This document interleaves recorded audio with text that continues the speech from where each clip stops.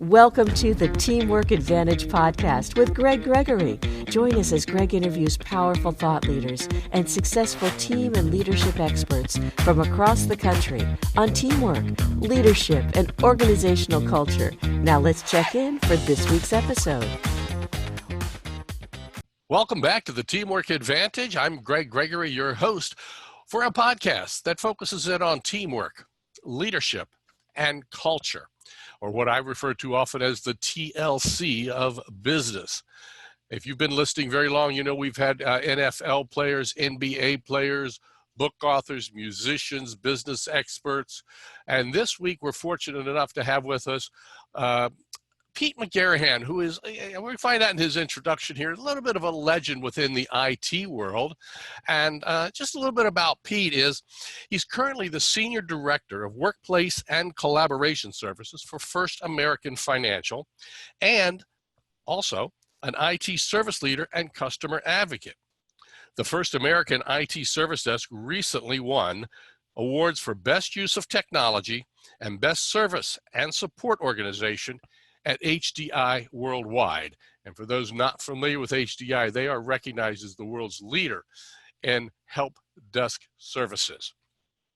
Pete's an industry expert as well and a thought leader in global IT service management, strategy, people, processes, along with tools. Support professionals voted McGarahan the Legend of the Year in 2002, and he won it a second time in 2004 at the Help Desk Professionals Conference for his endless energy, mentoring, and leadership coaching. He didn't start at the top, like all of us. Nobody starts all the way up there unless you get really lucky. Pete began his IT career at PepsiCo, where he brought many innovations to the organization's IT structure. He was then transferred over to Taco Bell, where he divided the tenure between IT as well as business planning. So now he's a double threat. He was accountable for technology planning and service delivery for all IT services to the brand's 4,500 restaurants, regional offices, and corporate offices. I said he's a double threat. To make him a triple threat, Pete has a little passion for drums, and he likes to play the drums in his personal life. He lives in Yorba Linda, California, and he does love his rock and roll music.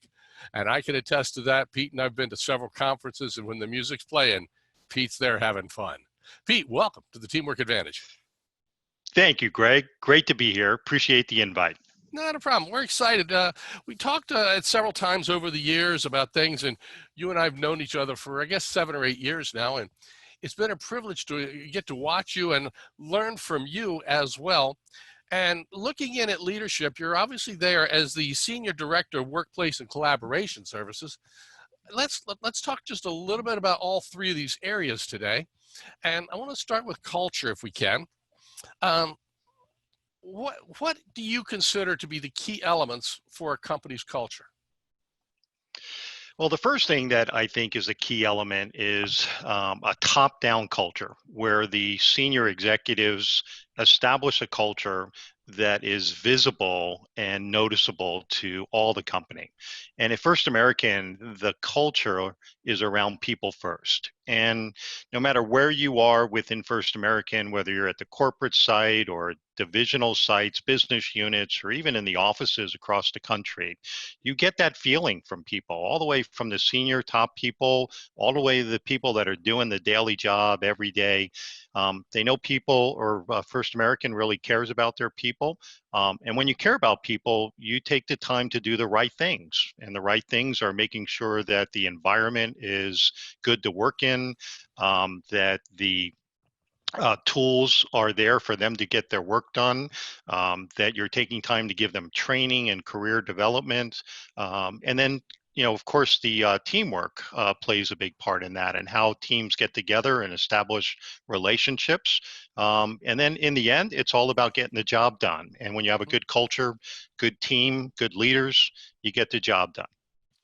And that's critical. And as times change, things can get, if for lack of a better word, stagnant with some organizations.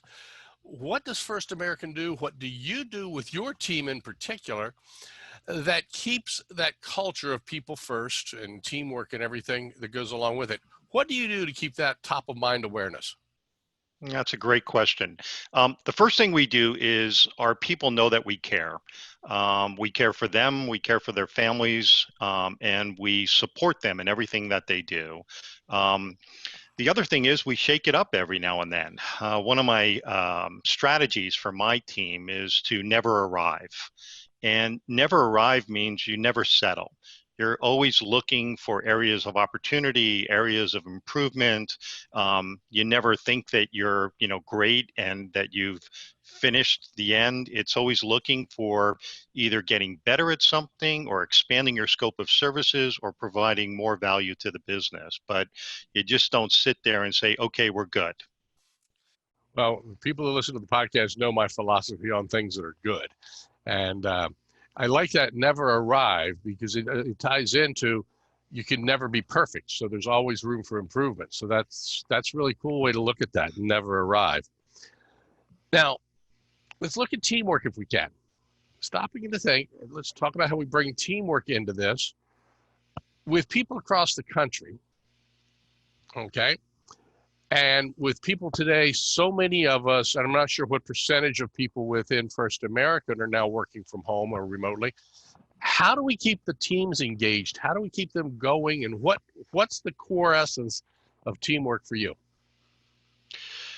Well, it's a interesting kind of question right now. Teamwork back in the day when you actually all worked together, or you went into an office and you physically saw somebody and were able to work with them. Now it's basically all virtual.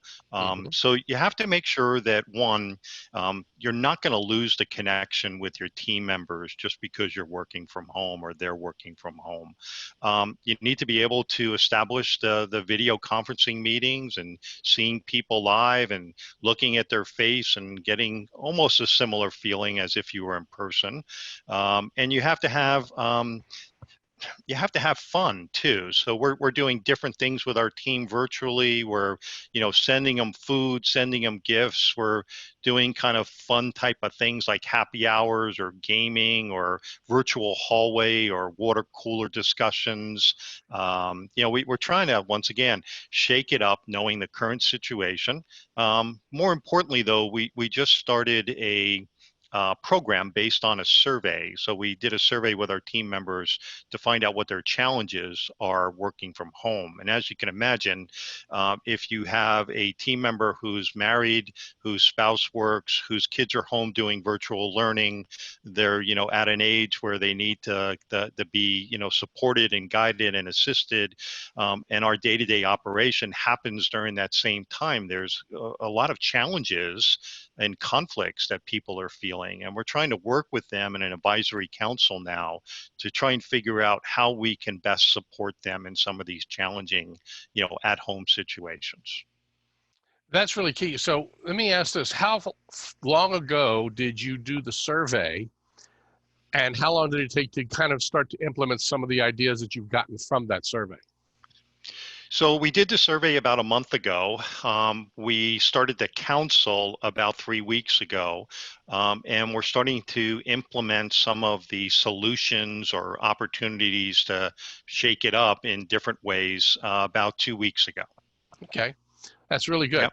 One of our earlier podcasts, we interviewed a physical therapist and talked about working from home and the different situations and everything, whether it's at a real desk that somebody may have, or whether it's the dining room or kitchen table, how to adapt and some things to try and do from that so that you avoid things. So that's really, really a hot button right now. And it's absolutely key. Yep. Because not only are kids learning from home, but two parents in many cases are working from home. And if you got multiple kids at different ages, it's absolutely crazy. It depends on your living circumstances as well. I mean, as you know, California is not a cheap place to live, and sometimes people, have a 1-bedroom or a 2-bedroom, and they're kind of constrained to that working environment. So there are a number of, I would say, scenarios that we came up with, and with each profile, let's say, or persona, we're looking at various opportunities and solutions to offer to our team members to try and alleviate some of those tensions and stress moments and all that. Hmm. I am curious. You said something a second ago about a virtual water cooler, and I'm really curious how that works. So the virtual, or it's a virtual water cooler or the virtual hallway conversation. Every couple of weeks, we'll schedule a meeting and just invite everybody. And those who come and show up, it's kind of a casual conversation. For people that don't know one another, we introduce them. Some new people get to introduce themselves for a quick moment. We'll throw a couple of, comments out there, or things that are going on, and it's just a very non-structured way for people to get together. Sometimes if we combine that with a happy hour, people will bring their favorite cocktail to the to the moment, and tell us about it. So That's really good. And the key thing I am hearing and underlying with you as well as some of our other guests recently is about the people and trying to make sure we're keeping that casual connection. yep. And it's so hard. So Yeah. Well, I mean, you go back to the culture piece, and one of the things that I've been with First American now 8 years. I've worked with them for 10. The important part, I think, that we have done from a culture standpoint in my team, workplace and collaboration services, is really go after the right people. You could do processes pretty well, you can do tools pretty well, but the people thing is what really makes the difference. You have mhm, to find the right leaders that have your kind of focus, your values, and have your drive. You have to find the right people to work with them that want to always do good, and want to do better, and care about their job and care about the people. So we've spent a lot of time finding the right people in the organization, and I can tell you that finding the right people makes all the difference in the world. And then once you find them, you want to keep them, and then it's the things you need to do to keep them, right? great. So it's find the right people. Jim Collins, of course, talked about it in his great book, Good to Great, was get the Love it. right people on the bus and That's then it. get them in the right seats. And then, of course, when we're starting off and trying to build the right culture and team, we got to get the wrong people off the bus. And that's key as well. Sometimes we got to just get people. They may be, Yeah. they may be in the wrong seat, but they may thrive better in a different environment. No, And you're exactly right. I mean, when I came on board, the Collins book was pretty influential to me. When I first came on board and spent about 6 months reviewing people, talking to people, seeing their performance, I knew that there was probably 20% of the people that weren't going to make it. And basically, the premise was you have to get up every day and want to come to work. If you don't want to come to work and sit in that seat and do the job that we need you to do, then we don't want you on the team. mhm, yeah, and Yeah. it's not a hard thought. It's just a hard implementation. That it is, that it is. And the So, other part is the right seat. I mean, we do a good job of giving people development opportunities. So we promote people out of the service desk, and we promote them to the desktop team or other teams like mhm, messaging or telephony. We'll promote them to the process automation team that does our ServiceNow instance. So we've had a good track record of bringing good people, um, having them be successful for a couple of years on our team, and then giving them opportunity to move on. okay. And that's key. Sometimes they move on within First American. Sometimes they move on outside of First American. Am I right? Yeah. The majority have moved on within First American. Okay. And my team members will tell you that once you move somebody from a service desk or desktop team to another team, like a more of a technical engineering team, you start to build the relationships a bit better, because the team member who was on the service desk desktop team knows what it's like, and they become more responsive Hmm. in working with the service desk and desktop team, especially on escalated and assigned issues that need that kind of engineering prowess. Right, and that's key. That's positive turnover, if you will. When we've Yeah. got that positive rollover like that, that's a good thing. You start to build it that way. McDonald's used to be very, very good at that. And at one point, I read that 12% of the population had its original work training through a McDonald's franchise owner. So that was kind of Too fascinating. funny. That is funny. Yeah, and So, then you just got to keep the discipline up for every new hire. mhm. We work with HR firms and recruiting firms, and what our team has done was meet with them to tell them what the profile we were looking for, what experience we're looking for, and Mhm. the type of personality. And just that conversation and expectation alone, we've kind of reduced the funnel where we don't get everybody who wants a service desk or desktop job. We get the people that these people know will be successful at First American.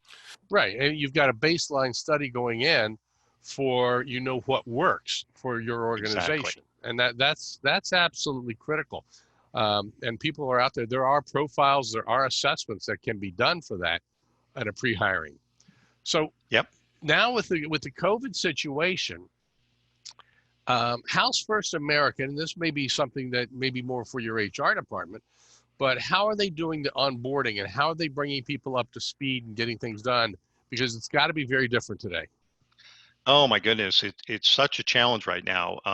Summer months are usually First Americans' busiest months, Hmm. and with interest rates being the way they are, we've seen record June, July, and August in business volume and business activity. Yep. And so the business has been hiring. Just in the last 2 months alone, we've hired 500 people at First American in the business units to support the extra volume of business that are going on. We noticed we also had a 30% increase in contact volume, and we noticed that 25% of it was associated with the new hires. And just to your point, before we would send the new hires set up and configuration and equipment to the office, we'd have somebody there to set it up. There'd be mentors or coaches there to help them in their first couple of weeks with just some of the training piece and how to get used to the new system and apps and all that. That's not there anymore. Hmm. The poor new hires are on their own at home. We're doing our best to connect with them and get them set up, but they don't have the, hey, can you help me, or hey, I have a problem, and they don't have those office mates there to really help them with some of the first couple of weeks or couple of months of new Hmm. situations where they could benefit from that. Right. And now with your team trying to do everything they can, there's an adage that says, I don't know too many people, if somebody asks for help, that somebody won't help them. Okay. I just, Right. that's there. And many times though, it's the person allowing themselves to be vulnerable enough to ask for help. And how do you get that through there when you're bringing somebody new into your IT? How do you get somebody new on a service desk if they don't know something? How do you empower them to feel comfortable enough to ask? So you're asking about service people being hired and not knowing everything, and Yeah. then having the comfort. Yeah. Okay. Yeah. In So your we put direction, them. how do you do it? Because maybe that Yeah. can translate to another manager or a leader somewhere else in getting Sure. their team. Well, the first part is to make sure that the person comes in with the right level of knowledge, right? The basics of how to do, Mm-hmm. service desk, how to do multitasking, how to do conversational, how to work the ticketing system.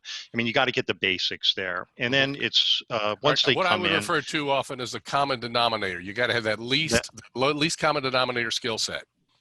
Correct. You come in with that. And then Mm-hmm. the next part is our customized training. And so we've been doing it long enough and rotating people in and out that we have a pretty good training program. And we have trainers, supervisors, team leads that will walk the new person through it. We have coaches that mentor them. We do call recordings. We do surveys that we look at.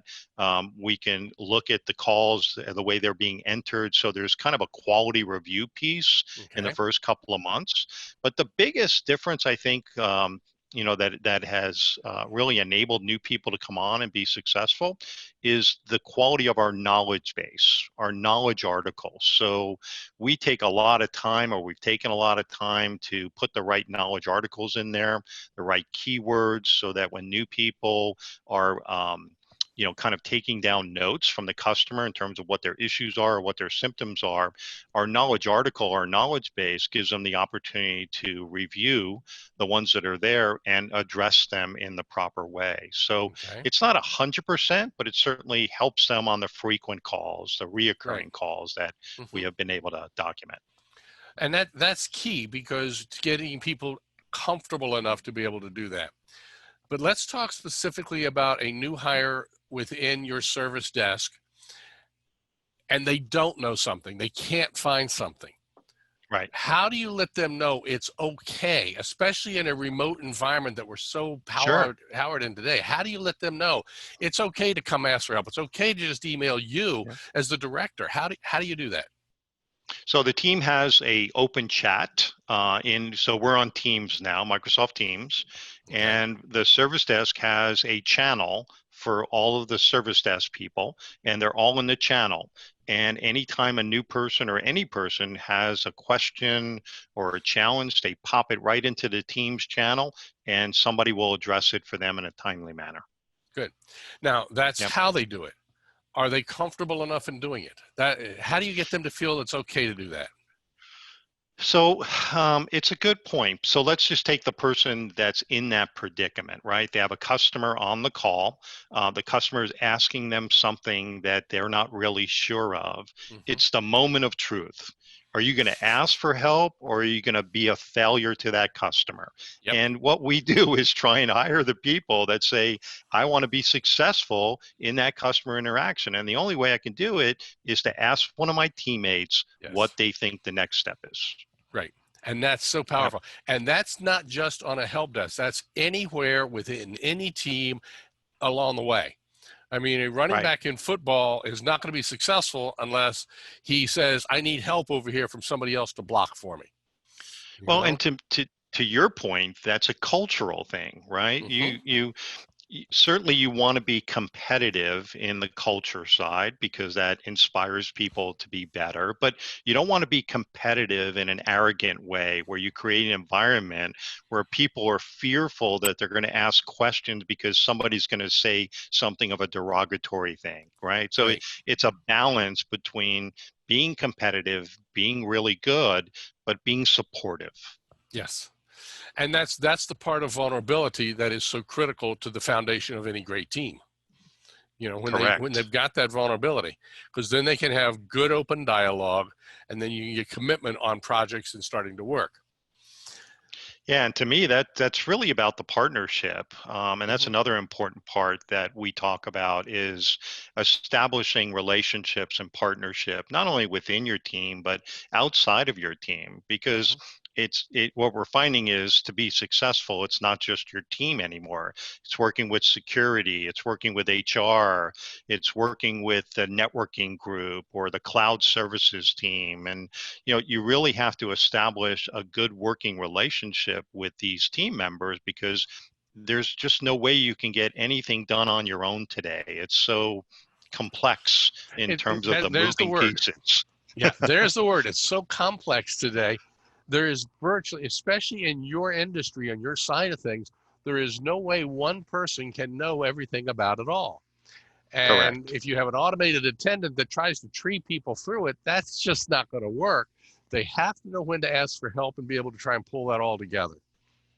Yeah, we have a program that we started a couple of years ago called the Silent Sufferers Program.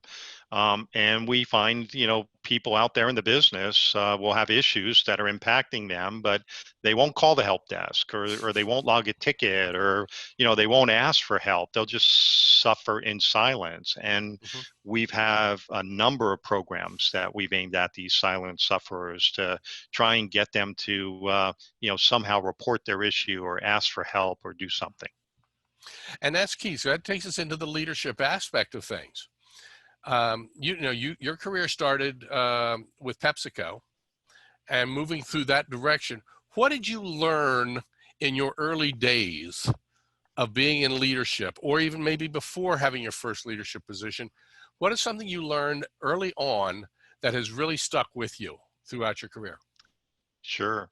Um, The first, well, I had some really great mentors and some great leaders that I learned a ton from. And the other one I learned is reading like you do. The quote that came to me was, "Readers are leaders, and leaders are readers," and that really stuck with me. You Yeah. know, to be able to be in a position to learn from books and learn from other people, and like I said before, never settle. That was a big part of it. But this one early leadership lesson was to be a visible leader, to to be there and set the example for your team. And that was an important leadership lesson for me. When I ran the service desk restaurant support team for Taco Bell, we had about 50 people servicing those 4,500 restaurants. And I remember coming into work and, putting my bag in my office and then coming and walking around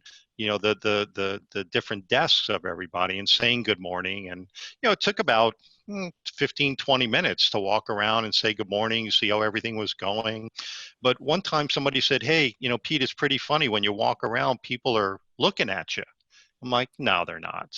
And so I decided to walk around and then turn around, and he was right. They're looking at you, right? And that's the essence of a visible leader, that the team wants to see the leader in action, Hmm. wants to learn from it, wants to know that the leader cares, and that they're the most, or the biggest priority in that leader's life. And that Right. makes a huge difference. Yeah, that's the Ken Blanchard philosophy of management by walking around. And unfortunately, there are some leaders who do that, but they're referred to as management by wandering aimlessly. So there has to be a purpose. There has to Yeah. be a little bit of Well, a I purpose in your walk. agreed. Well, I think the purpose of the walk, one, is to get connection. Hmm. The second one is to find out what's going on. The third one is, what can I help you with? And it's amazing what you will learn from listening to people talk on the phone, especially in a service desk area or a help desk area. I remember having one of my offices outside my service desk, and I would listen to the calls and listen how people would handle them and all that, and you learn a ton from that. I remember one time there was a TV guy that said, "Why don't more executives come down to the call center and actually listen to the calls that are coming in from their customers? Because you can learn a lot about your business, you can learn a lot about your Yeah. customers, what you're doing, what you're not doing, by just going into the call center and sitting down and grabbing a headset and listening." Yeah. And he came up with a great term. It was called, "Executives get atmospheric amnesia. The higher they get, the more they forget." Yeah. Yeah. And really true leaders, the great ones, never forget that. If That's you right. remember, Lee Iacocca was Oh, absolutely yeah. brilliant at Great doing that. example. Yeah, bringing it back down to the front line and Great being able to example. listen. So let's talk a little bit here. What's changed? Let's kind of look at this in a couple of different directions, if we can. In a leadership capacity for you, or what you've seen in leadership, what's changed in the last 5 years, 1 year, and 6 months? Because we know it's all changing. So what have you noticed?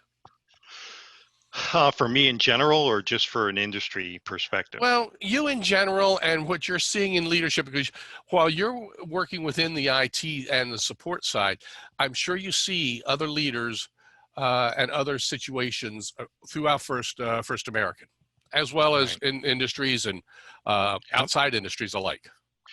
So I would say in the 5-year model, or time range, um, the biggest change I've seen is you have no choice but to partner with the business.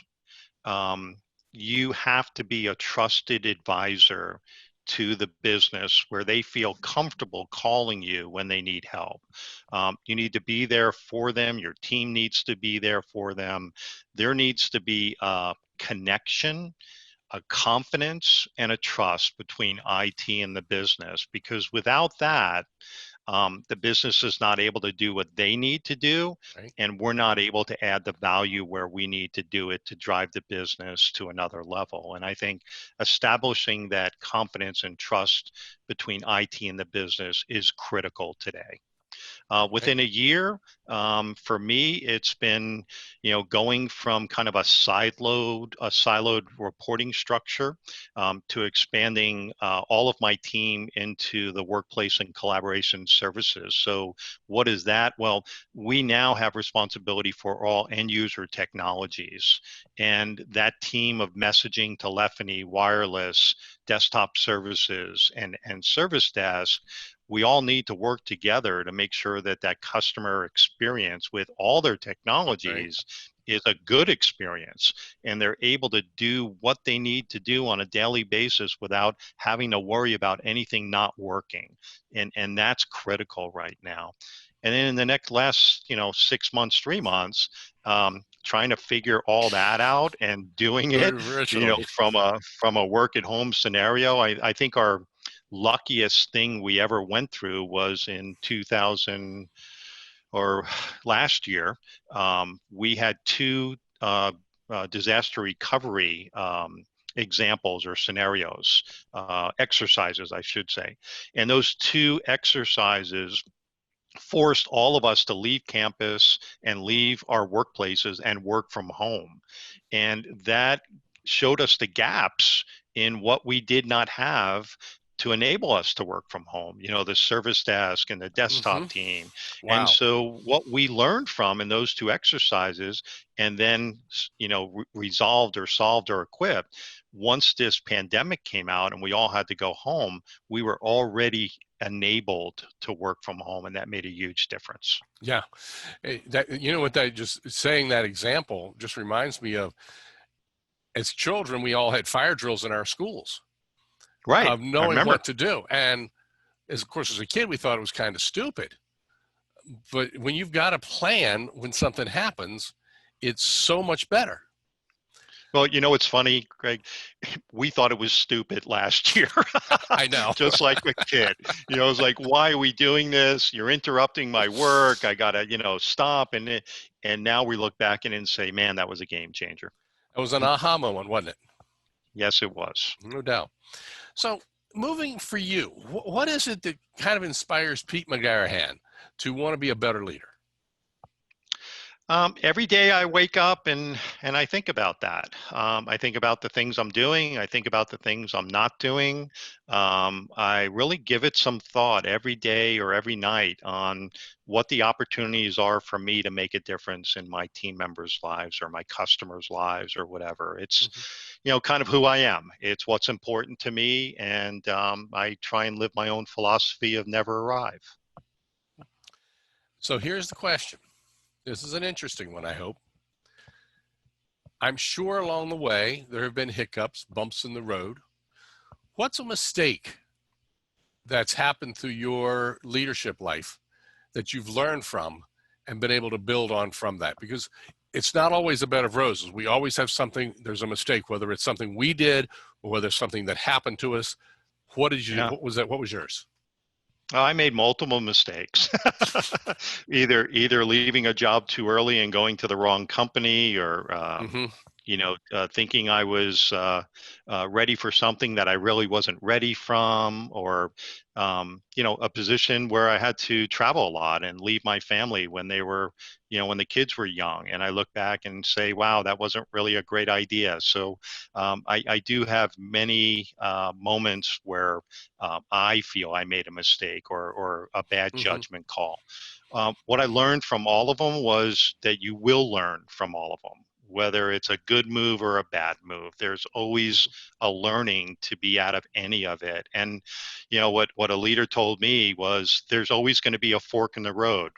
You might take the left fork or the right fork. One might be the right way or the wrong way, but somewhere down that road, there'll be another fork. And hopefully what you learned along the way, you make the right decision the next time based upon what you learned the prior time.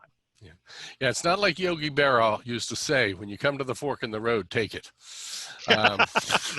Always a good one. That was always, and the thing is, if people don't understand that quote, it basically was because when you're driving to his house, when you came to the fork in the road, you could take either one. It brought you in a loop back to his house anyway, so it didn't really matter. But just the way he would say it, Yeah, it was great.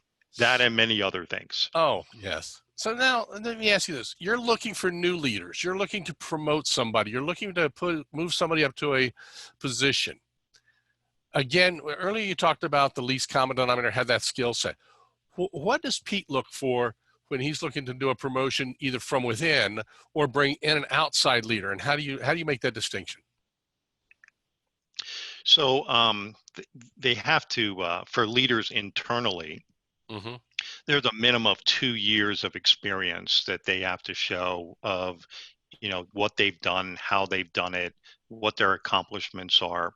And I look at it from not just what you do or what you get done, or I always look for consistency. I look for trending. I look for decision making, and I look for maturity in that end. So it's a bunch of things. I mean, Mm-hmm. if you're ready for promotion, you probably earned it a year ago in my organization. Yeah, and so often, a lot of first level leaders in particular get their first leadership job because they did the job right. And that's not always a sign of a good leader, is it? No, it's not. And that was my biggest challenge. I did the job very well, but my first leadership job was an absolute failure. There's no doubt about that. I mean, knowing what I know now, I would have fired me at 6 months after getting the leadership job. The company didn't even do that. So, it's just powerful. What motivates you every day? What motivates you today to get to the idea of changing and everything like that? You talked about making a difference in your team, but what excites Pete? I mean, I know you want to go down and play the drums, but beyond that, what motivates you? So I think the biggest thing a leader can do is to be a barrier remover. Mm-hmm. And my goal is to continually check in with my team in terms of their progress with operational stuff or project stuff, see how they're doing, what they're doing, and if there's any stalling or any barriers that are preventing them from doing what they need to do. That's what I'm here for. I'm here to be a problem solver and a barrier remover for my team so they Mm-hmm. can continue to make the progress and get the results that they need to do. And Yeah. that's a motivator for me. Good.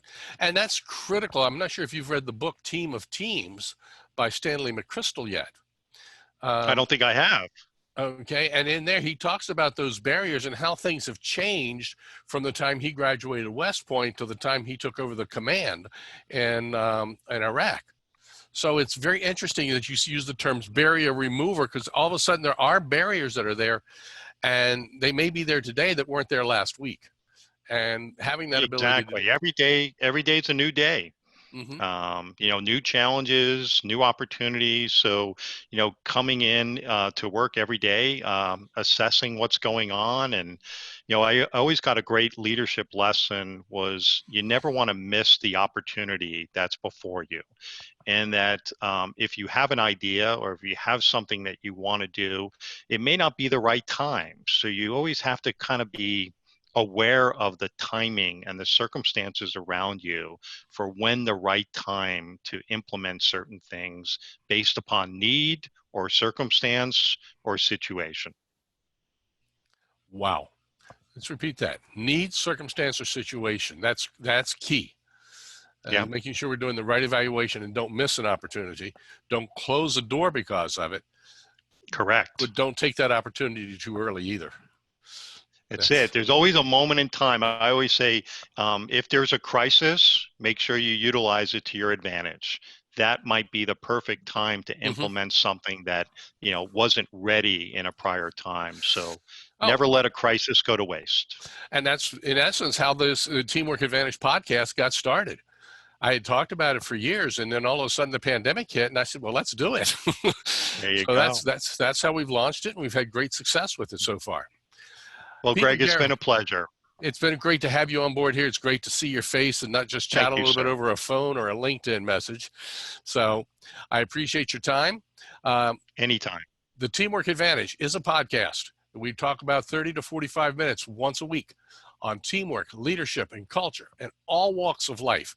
If you haven't listened to some of our previous episodes, go back and listen to them. We've got some amazing interviews. Until next time, be sure to make it a great day, because as you know, a good day is only being average. Thanks. We'll talk to you again next week. Bye-bye.